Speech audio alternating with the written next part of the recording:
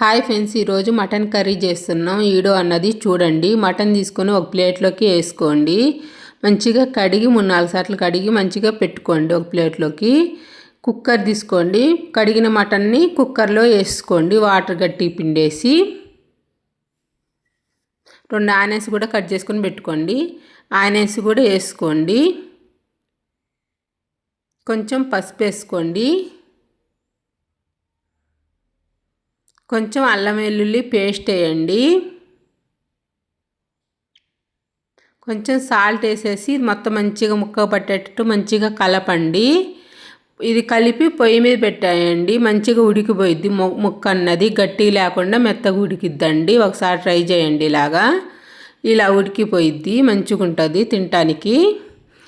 ఒక తాలింపు కోసమని ఒక ఆనియన్స్ కట్ చేసుకోండి. ఒక దబరా గిన్నె తీసుకొని కొంచెం ఆయిల్ వేసేసి ఆయిల్ వేడెక్కినాక ఆనియన్స్ వేసుకోండి. వేసుకొని మంచిగా కలపండి.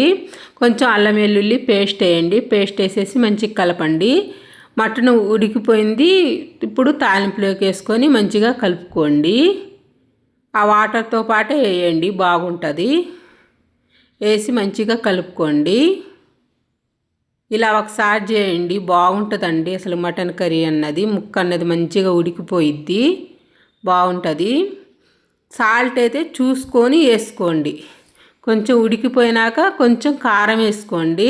సరిపోయినంత కారం వేసేసి కలుపుకోండి. మనం ఫస్ట్ సాల్ట్ వేసింది కాబట్టి ముక్కలోకి ఇప్పుడు సాల్ట్ వేయకాకండి. ఒకసారి చూసుకొని అప్పుడు సరిపోతే సాల్ట్ అన్నది వేసుకోండి. లేకపోతే ఉప్పు కషం వేద్దండి.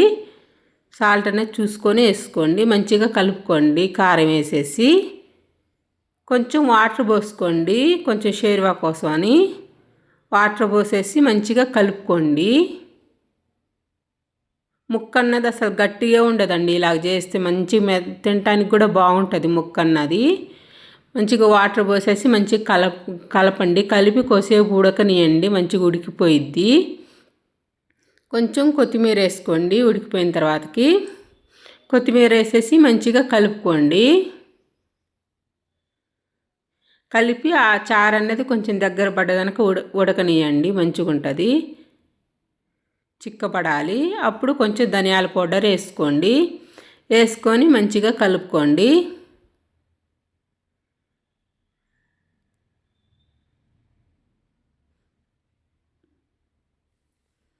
కలిపి కొద్దిసేపు మూత పెట్టి వదిలేయండి. మగ్గిపోయిద్ది. మంచిగా చారు అన్నది చిక్కపడిద్ది. బాగా ఉడికితేనే బాగుంటుందండి మటన్ అన్నది. గట్టి లేకుండా తినటానికి అన్నది బాగుంటుంది. మటన్ కర్రీ అనేది రెడీ అయింది. వీడియో అన్నది చూడండి, మంచిగా ఉంటుందండి. ఒకసారి ట్రై చేయండి, బాగుంటుంది మటన్ కర్రీ.